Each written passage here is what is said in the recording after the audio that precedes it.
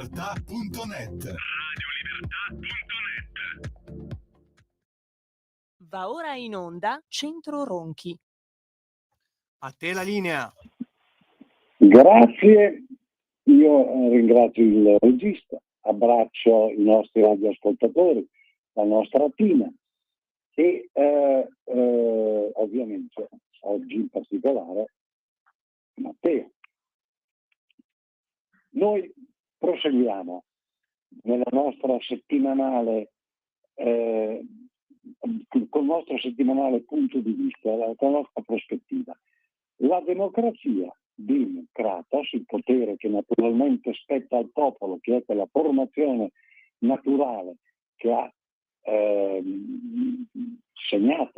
contrassegnato l'umanità, e la sua crisi, la crisi della democrazia, cioè la crisi e del popolo, e del concetto di popolo e del suo potere naturale.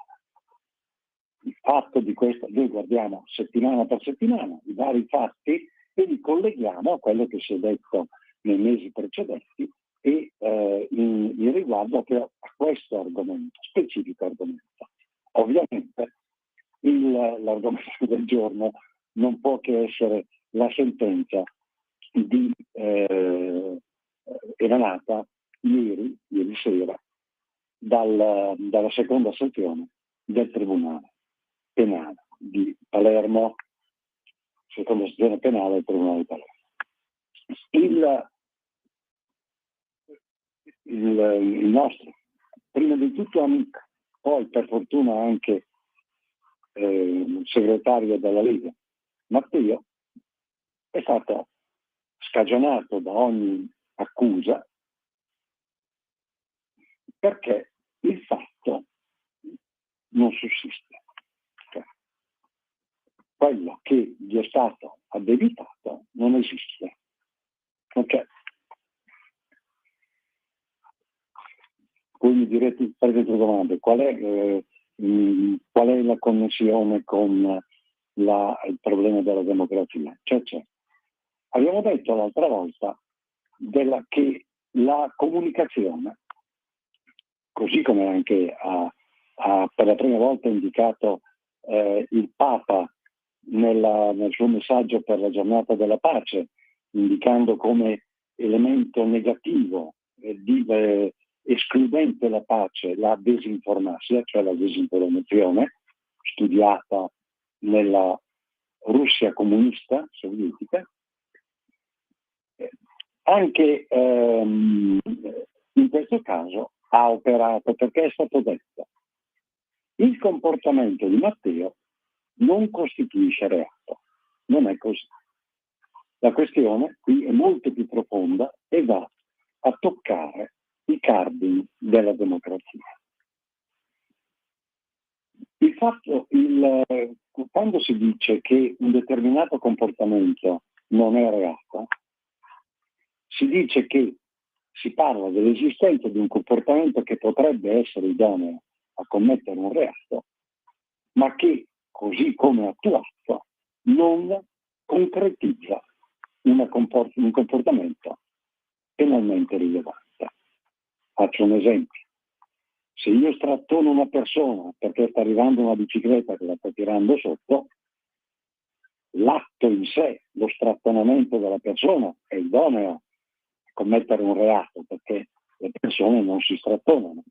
Però nel momento in cui gli eviti di finire sotto la bicicletta, quello non è più un reato. Cioè quel fatto idoneo per essere reato non è reato per come si svolge. È il caso, ad esempio, della Fondazione Open di Matteo Renzi, che viene assolto perché il fatto, la concatenazione dei fatti in sé idonei per ipotizzare un reato, non hanno nella loro esecuzione costituito reato. Questo per chiarire. Qui il caso è diverso. Se io pettino il gatto, o meglio, quando la nostra ascoltatrice Bruno pettina il suo gatto Gregorio, che è quel gatto che, lo dicevamo nelle trasmissioni precedenti degli anni scorsi, si mette davanti alla televisione quando si metteva davanti alla televisione quando sentiva la musichetta, era la corale della nona sinfonia di Beethoven che introduceva la nostra trasmissione, stava lì, guardava la televisione e una volta io ho voluto andare a vedere se fosse vero, ho chiesto alla signora Bruna di vedere, in effetti abbiamo condotto la trasmissione da casa di Bruna e il gatto appena sentita la musichetta si è messo davanti al televisore, poi un po' distratto dal fatto che non capiva da che parte venisse la voce, quindi non è neanche stupido. E tutt'altro. Dico, se Bruno accarezza, liscia il pelo al suo gatto, accertatamente fa quello non è non può mai costituire, non è una condotta che può costituire reato. Il fatto stesso, cioè anche la condotta, non può costituire reato. Quindi il fatto non sussiste. Questa è la differenza. Là, nel caso dello strattonamento della persona che sottraggo all'essere investito dalla bicicletta, il mio strattonamento non costituisce reato. In questo caso non c'è nemmeno la possibilità che ci sia un reato.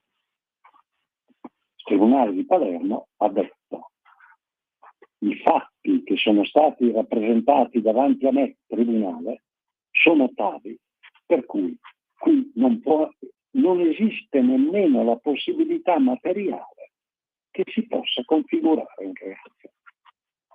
E qui nascono i collegamenti con la nostra prospettiva, e cioè, uno, nel momento in cui il Parlamento ha dato l'autorizzazione, ha concesso l'autorizzazione a procedere nei confronti di Matteo Salvini, aveva a disposizione tutti gli elementi e i partiti hanno anche a disposizione esperti che in questo caso avrebbero dovuto esprimere quantomeno dei dubbi. Ora, qual è la competenza in cosa consiste questa autorizzazione? Questa autorizzazione consiste nell'accertare che non ci possa essere un fumus persecutionis, cioè che quei fatti possano essere usati con motivazioni politiche per scopi politici. Se un tribunale composto da più giudici accerta che i fatti non hanno nemmeno la consistenza per poter dar luogo a un reato, a maggior ragione questi dubbi dovevano esistere là dove la decisione verteva sulla dubbio che potesse esserci qualche influenza politica, a maggior ragione. E a conferma che la decisione è stata politica, quindi sotto il profilo politico è stato un crimine politico, una mascalzanata politica, lo dimostrano le parole stesse pronunciate dalla dottoressa Schlein. Tralascio i commenti del geometra Bonelli perché per sua formazione culturale e di studi non è in grado di formulare commenti, non sono neanche da prendere in considerazione quando commenta aspetti giuridici, di tirerà delle linee sulle planimetrie, forse misurerà un campo, ma quello dal punto di vista tecnico è suo mestiere. La dottoressa Schlein no. La dottoressa Schlein è una laureata in giurisprudenza e appartiene a una famiglia in cui la mamma è docente di diritto pubblico all'Università di Insubria, il papà Medvin, c'è gente che conosciuta, il preside emerito della Franklin University di Switzerland di Sorrento, a Lugano, che è il cuore pulsante dell'intelligenza del Democratic Party americano in Europa, è vissuta in questa famiglia, lei stessa è laureata in giurisprudenza, quindi conosce queste regole. E lei stessa, dichiarando che politicamente quello che è fatto continueranno a fare, quello che hanno deciso loro lo continueranno a fare, dice che il fumus persecutionis, quindi politico, nei confronti di Matteo Salvini, è effettivamente tale. Cioè è una decisione politica alla quale fa seguito un'azione politica che proseguirà, perché della sentenza, dal punto di vista giuridico, non gliene frega niente. Loro hanno questa idea e vogliono perseguire questa idea. Quindi, in quel momento in cui però il diritto avrebbe dovuto essere rispettato, il diritto della persona e il diritto in generale avrebbe dovuto essere rispettato, l'hanno volutamente e palesemente violato. E di questo portano la responsabilità, insieme, come gruppo e personale. La dottoressa Schlein è personalmente responsabile di questa scelta, di questa violazione del diritto, perché è lei stessa che lo dichiara. E non mi venga a raccontare il contrario, perché lo dice lei. Ripeto, le interpretazioni del geometra Bonelli valgono quello che valgono, di qualche rio che va bene, ma quelli della dottoressa Schlein valgono, sono pesanti. Quindi una voluta violazione del diritto per scopi politici, processo politico. A questo punto, Dum Kratos, la gente si chiede a chi siamo in mano, perché questo è quello che si chiede la gente. Cioè, la gente si chiede se la cosiddetta rappresentanza politica sia oggi idonea, se gli istituti, così come previsti nel nostro ordinamento, siano idonei. Peraltro anche qui risonanza col messaggio per la giornata della pace del Papa, il quale dice gli organismi interni ed esterni agli stati vanno necessariamente cambiati perché non funzionano. Ora, le stesse persone che hanno votato in Parlamento per leggi che riguardano l'ordinamento le violano, confidando sostanzialmente in una impunità di gruppo che conferma quella che il professor Giuseppe Veritta, Censis, ha detto fino al 2007 nella sua relazione, cioè i comportamenti dei partiti in Parlamento, di tutti i partiti, sono ispirati a criteri paramafiosi. Questo è un esempio. Punto.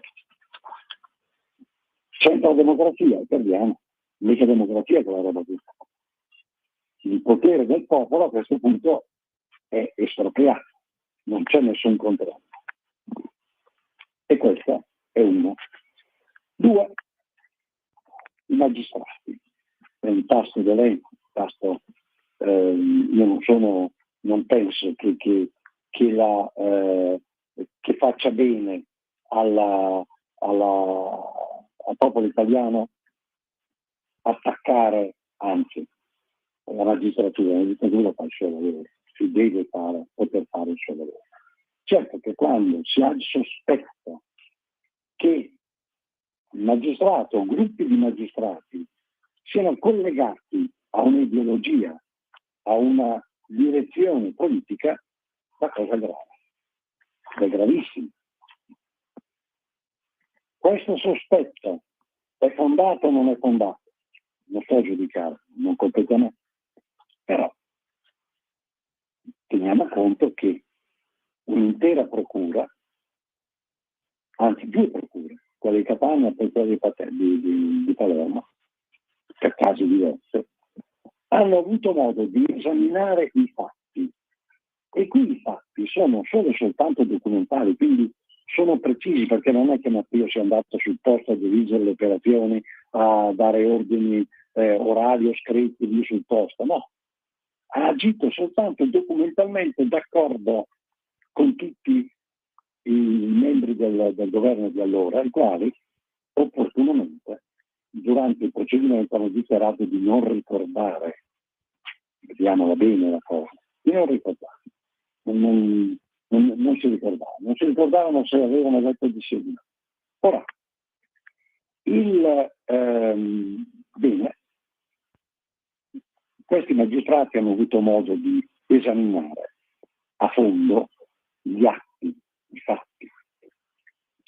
E questi atti, questi fatti, per poter convincere un GUP, un giudice per l'udienza preliminare, della loro fondatezza, cioè che potessero costituire base per un reato, devono essere stati combinati in modo che potessero apparire tali.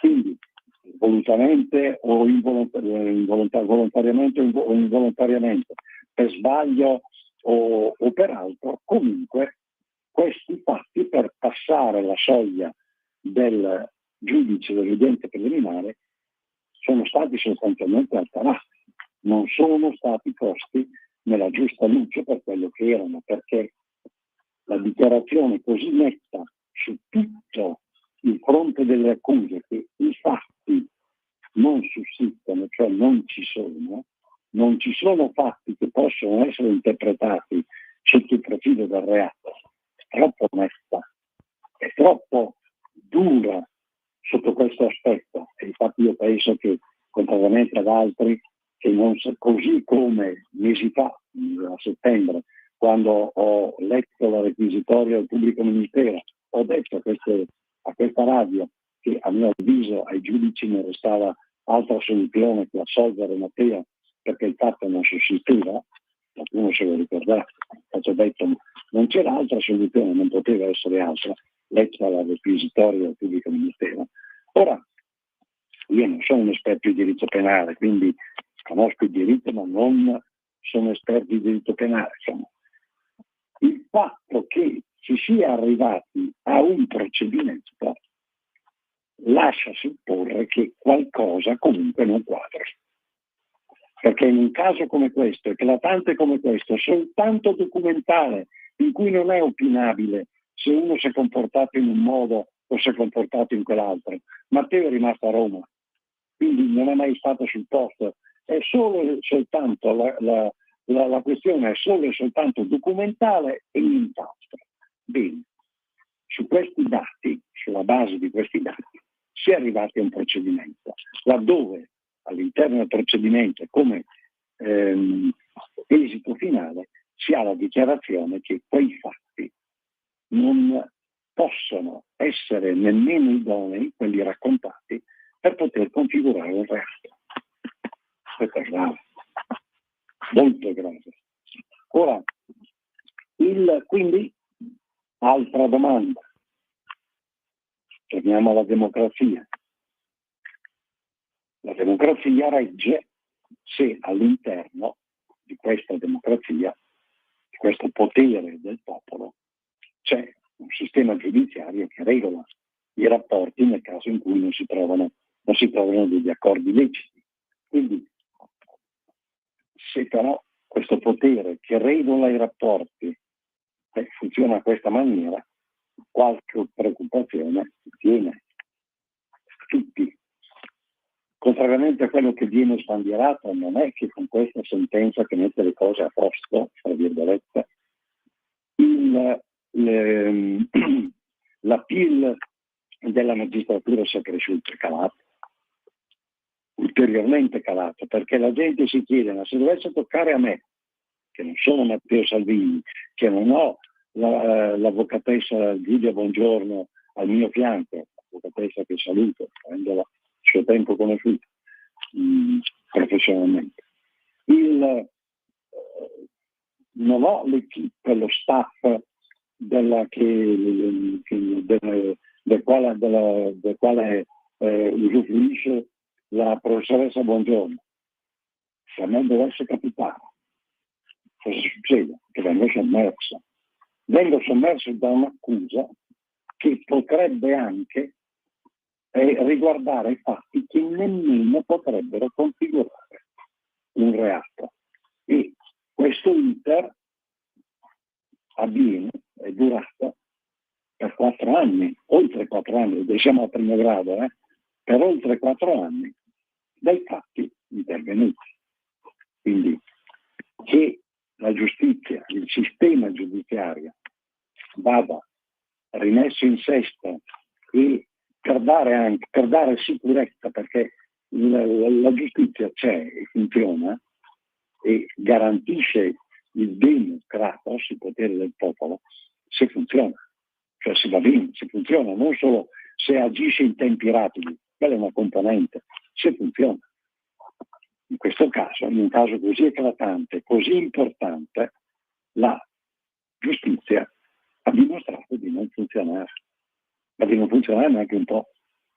E se, io non ho qualche dubbio, ma se la Procura di Palermo dovesse ricorrere in appello, gli anni proseguono, si va ancora più avanti, si va davanti ad altri giudici, per anni, per sentir dire, perché in questo caso non c'è scampo, per sentir dire che i fatti non sussistono.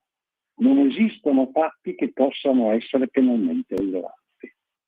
E questo, dal punto di vista del buon senso, razionale, è una follia.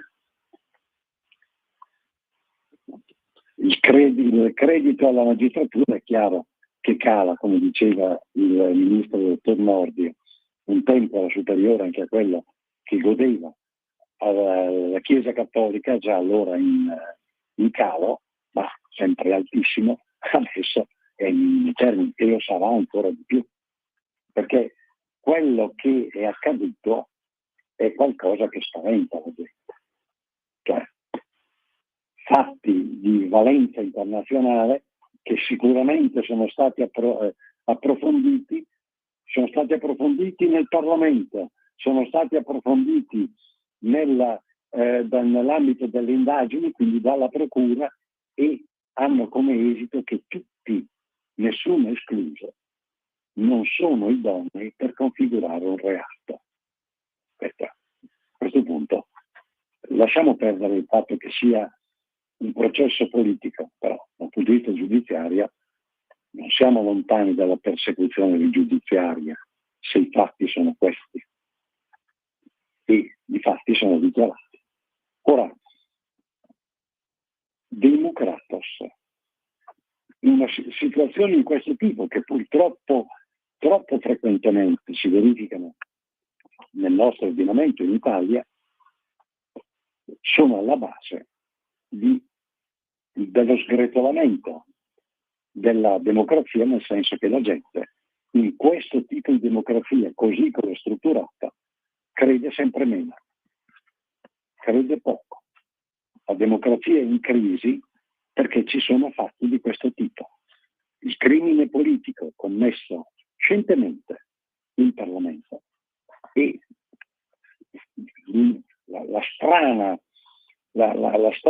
lo strano travisamento dei fatti che ha condotto a un procedimento penale, laddove gli stessi giudici dicono i fatti così come documentalmente, quindi sono lì da leggere sostanzialmente, rappresentati, non possono costituire reato. Ecco, dove quello che lo sentirete, lo ascolterete, il messaggio del Papa che verrà proclamato il 1° gennaio, Capodanno dell'anno prossimo, viene invocato un cambiamento, un forte cambiamento istituzionale, delle strutture che presiedono alla vita dei popoli, e dall'altro lato viene posto l'accento come impeditore di pace del fatto della cultura impeditrice, quindi che impedisce la pace vera disinformazione, perché è evidente in questi due casi, quello che compete al Parlamento, quello che compete che c'è stata disinformazione. Questo è poco ma sicuro.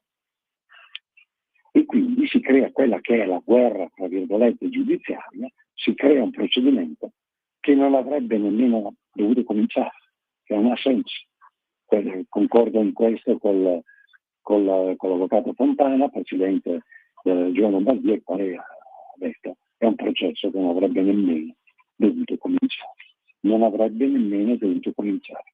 Non avrebbe nemmeno potuto avere inizio se fossero state rispettate le regole che ci sono, cioè quelle dell'autorizzazione parlamentare.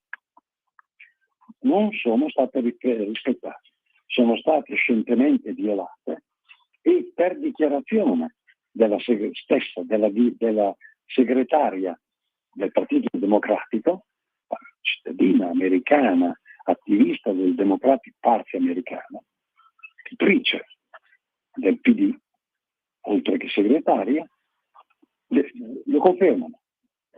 Quella è la linea politica, quella linea politica è quella che ha prevalso durante il voto, ma non era così. È stata scientemente violata la legge. Questo è il quadro che spero sia chiaro. Spero di aver chiarito a sufficienza. Una chiarificazione mi è stata richiesta rispetto a quanto avevo detto settimana scorsa, cioè riguardo al fatto che per quanto riguarda la legge sulla autonomia differenziata, la Corte Costituzionale ha parzialmente emendato la legge stessa. Si è detto massacrata. Non è vero. La disinformazione anche questa ha funzionato. Non è vero. Perché? Perché la Cassazione ha poi detto che era ammissibile il referendum in quanto la legge è rimasta integra nei suoi contenuti. Poi, a seconda delle materie, la Corte Costituzionale deciderà se è ammissibile per altro motivo il referendum.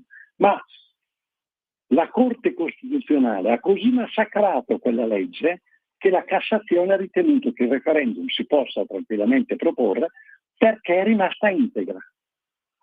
Ecco la forza della disinformazione. Vi hanno raccontato che le scelte, le decisioni della Corte Costituzionale che aveva parzialmente emendato quella legge si sommavano alla bocciatura della Cassazione, esattamente il rovescio. La Corte Costituzionale ha emendato in piccola parte quella legge, e così piccola che la Cassazione ha confermato che il referendum è ammissibile. Voi capite che quando c'è una disinformazione di questo tipo che conduce a processi come quello conclusosi ieri, io non dico sono contento, io dico è una cosa tremenda quella che è successa ieri, e la vedo un po' diversamente, quando c'è una disinformazione scientifica di questo tipo, la democrazia, il democratos, è in pericolo. Così come è stato in pericolo ed è anche stato per Francesco, 70 scusa, anni dobbiamo chiudere. soppresso nelle repubbliche socialiste sovietiche di comunista memoria, oggi proseguita come impero da Vladimirovich Putin. Io vi saluto, vi ringrazio, un abbraccione ancora a Matteo, saluto a tutti, spero di essere stato chiaro, se non lo sono stato fatemelo sapere, cercherò di esserlo maggiormente.